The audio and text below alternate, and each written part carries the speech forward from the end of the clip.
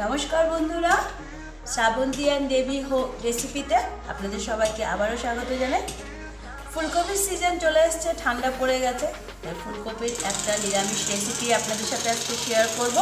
পুরো ভিডিওটা দেখার অনুরোধ রইল। এখানে দেখতেই পাচ্ছেন আপনারা, আমি ফুলকপি নিয়ে নিয়েছি এভাবে ছোটো ছোটো করে কেটে, আর নিয়ে নিয়েছি এখানে আলু, এটাও আমি ছোটো ছোটো করে কেটে নিয়েছি।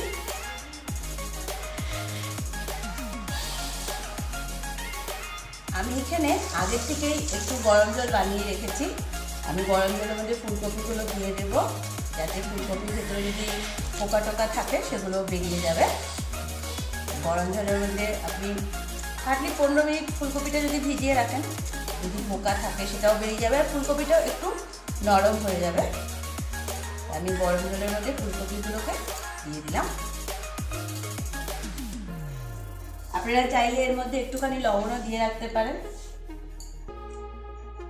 এই দেখুন, আমি সামান্য একটুখানি লবণও এর মধ্যে দিয়ে দিচ্ছি।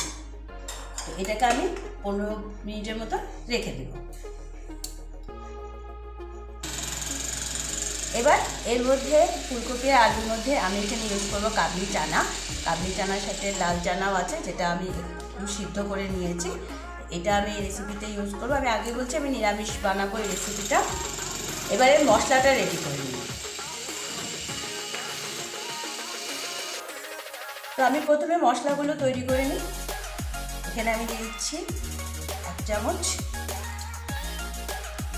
আরও আধা চামচ, 1.5 চামচ মতো হলুদ গুঁড়ো দিয়ে দিলাম। দিয়ে দিব লঙ্কার গুঁড়ো 1 চামচ, আরও আধা চামচ। একটু স্পাইসি বানাবো, নিরামিষ হলেও একটু রেসিপিটা স্পাইসি হবে। দিয়ে দিচ্ছি ধনে গুঁড়ো 1/2 চামচ থেকে একটু বেশি, আর জিরা গুঁড়ো দিয়ে দিচ্ছি 1/2 চামচ।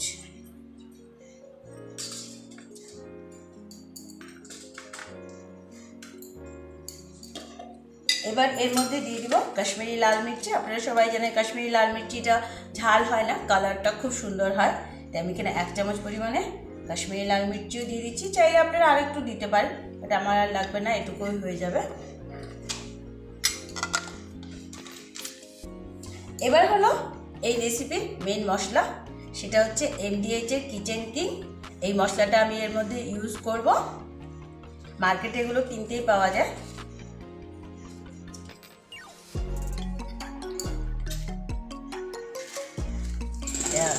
MDH-এর কিচেন কিং মশলাটা আমি ইউজ করছি, সেটাও আমি এখানে 1 চামচ পরিমাণে ইউজ করছি। সব মশলা একসাথেই কিন্তু তৈরি করে নিতে হবে। আর দিয়ে দিব এখানে আমি আদার গুঁড়ো, এটাও এখন মার্কেটে কিন্তু কিনতে পাওয়া যায়। এই দেখুন, 1/2 চামচ থেকে একটু কম আদার গুঁড়ো। চাইলে আপনারা যদি এটা না থাকে আদা পেস্ট করেও দিতে পারেন, কোনো অসুবিধা নেই। এবার এই সব মশলাগুলোকে আমি জল দিয়ে একটু ভিজিয়ে নেব।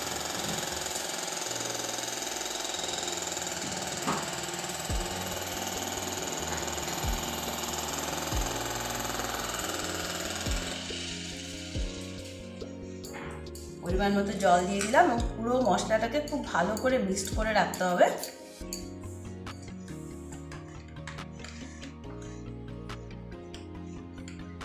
আমার মশলাটা কিন্তু রেসিপি তৈরি হয়ে গেল।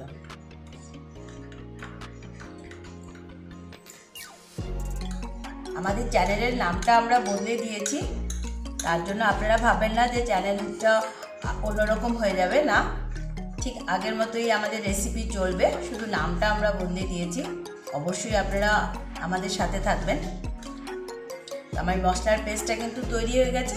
তো চলুন এবার রেসিপিটা শুরু করা যাক। তো দেখুন, আমি কিন্তু কড়াই বসিয়ে দিয়েছি এবং কড়াইয়ে তেল দিয়ে দিয়েছি। তেলটা আমার বেশ একটু গরম হয়ে এসছে। প্রথমে আমি আলুগুলোকে এর মধ্যে ভেজে নেব।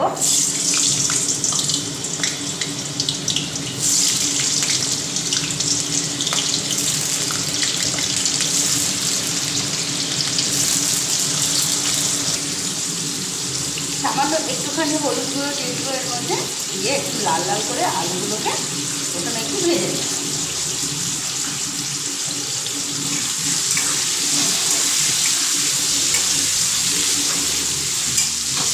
তো বন্ধুরা, আপনারা যারা যারা আমাদের চ্যানেলটি দেখছেন অবশ্যই লাইক করুন, শেয়ার করুন আপনাদের বন্ধু বান্ধবদের সাথে, সাবস্ক্রাইব করলে অবশ্যই বেল আইকনটি প্রেস করতে ভুলবেন না। যেহেতু আমাদের চ্যানেলের নামটা বলতে দিয়েছি তাই হয়তো কারো কারো একটু অসুবিধা হতে পারে, কিন্তু যারা আমাদেরকে সাবস্ক্রাইব করে রেখে গেছেন অলরেডি তাদের মোবাইলে অবশ্যই চলে আসবে। একটু লাল লাল করে প্রথমে আমি আলুগুলোকে ভেজে নিই। দেখুন আমার আলুগুলো কিন্তু বেশ একটু লাল লাল ভাজা হয়ে গেছে। এবারে আমি আলুগুলোকে কিন্তু তুলে নিই।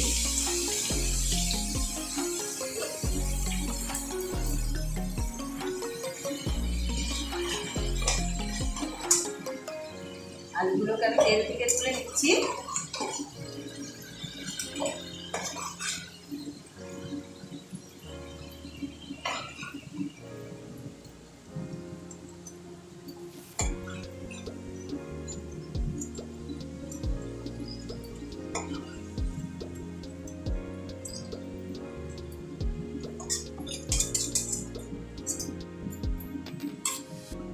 এবারে একই তেলে আমি যে ফুলকপিগুলো গরম জলে ভিজিয়ে রেখেছিলাম সেই ফুলকপিগুলোকেও একটু ভেজে নিই।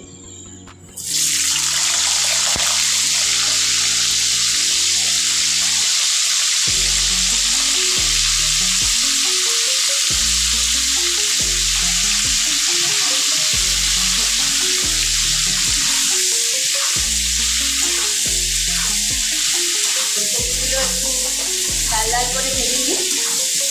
2-3 মিনিট একটু ভেজে নিলেই হয়ে যাবে।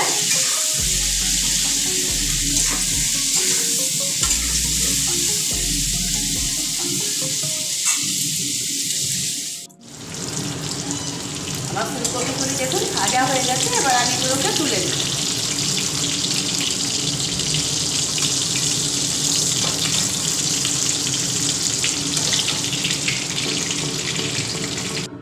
এবারে একই তেলে প্রথমে ফোড়ন দিয়ে দিচ্ছি গোটা গরম মশলা,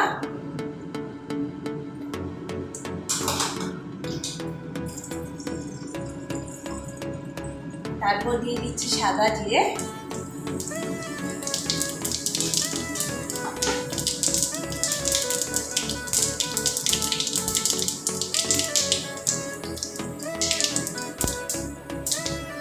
এবার দিয়ে দিচ্ছি সামান্য একটুখানি হিং।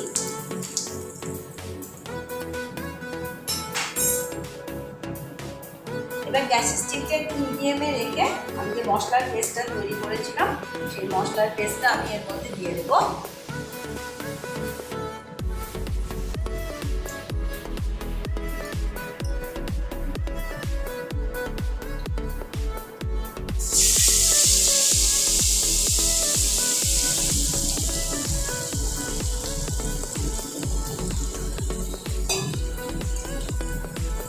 তার সাথে একটু জল দিয়ে দেবো, কেননা মশলাটাকে ভালো করে ভাজতে হবে এবং অবশ্যই গ্যাসের স্টিকটা মিডিয়ামে রেখে আপনারা কিন্তু মশলাটা ভাজবেন।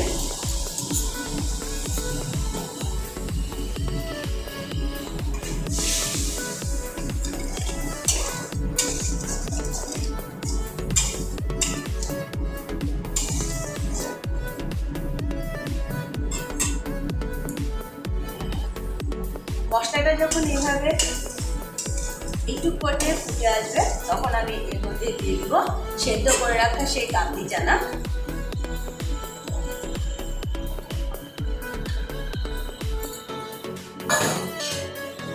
কাবলি চানাটা দিয়ে মশলার সাথে ভালো করে মিক্স করে দিচ্ছি। এবার আমি গ্যাসের স্টিকটা পুরো হাই করে দেব।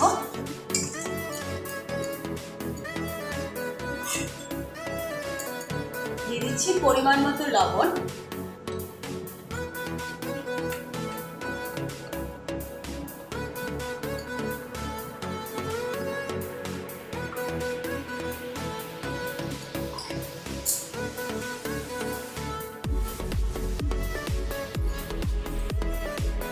আর দিয়ে দিব এর মধ্যে সামান্য একটু চিনি। যেহেতু আমি এটা পুরো নিরামিষ বানাচ্ছি, একটু চিনি না দিলে তো ভালো লাগবে না।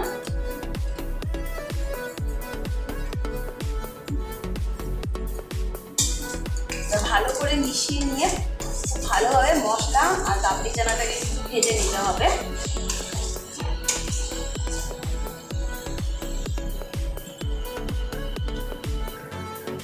মশলার পুরো জলটা কিন্তু শুকিয়ে গেছে এবং নিচে কিন্তু তেল ছাড়তে শুরু করে দিয়েছে। মশলাটা তার মানে খুব সুন্দরই ভাজা হয়ে এসেছে।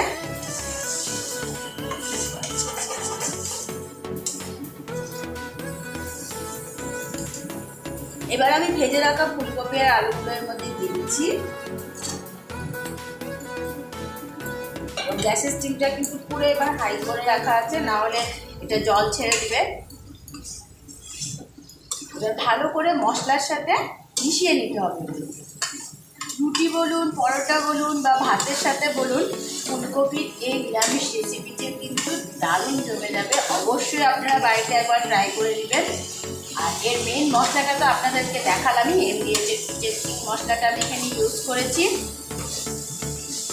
এর জন্য এর স্বাদ আরও বেশি হয়ে যাবে। দেখুন ভালোভাবে কিন্তু আমি মিশিয়ে নিলাম।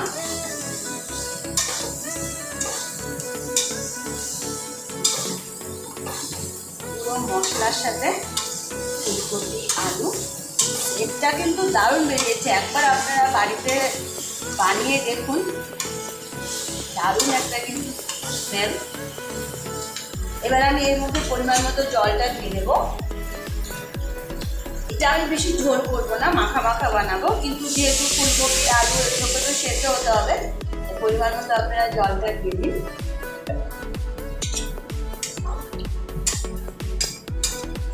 দিয়ে ভালো করে আমি মিশিয়ে নিচ্ছি।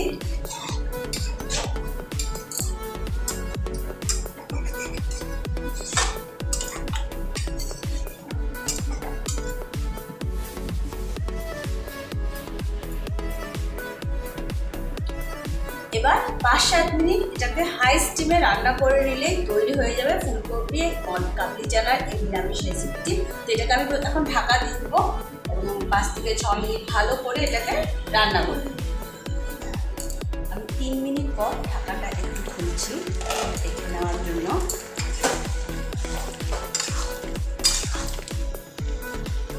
আলুগুলো সুন্দর সেদ্ধ হয়ে গেছে, ফুলকপিটাও সুন্দর সেদ্ধ হয়ে গেছে, আর একটু সেদ্ধ করে নিলে ভালো হবে। এবার আমি এর মধ্যে গরম মশলাটা দিয়ে দেবো।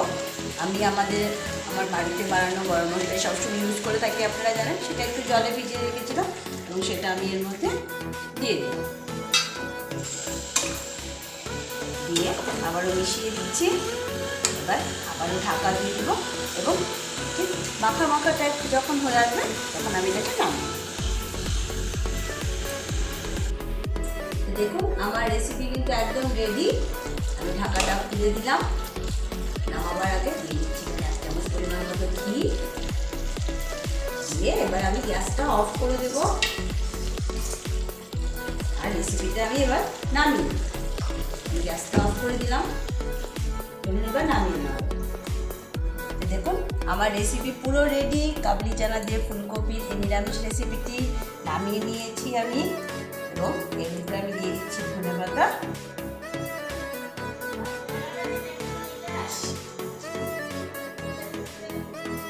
আর এই দিয়ে দিলাম একটু কাঁচা লঙ্কা।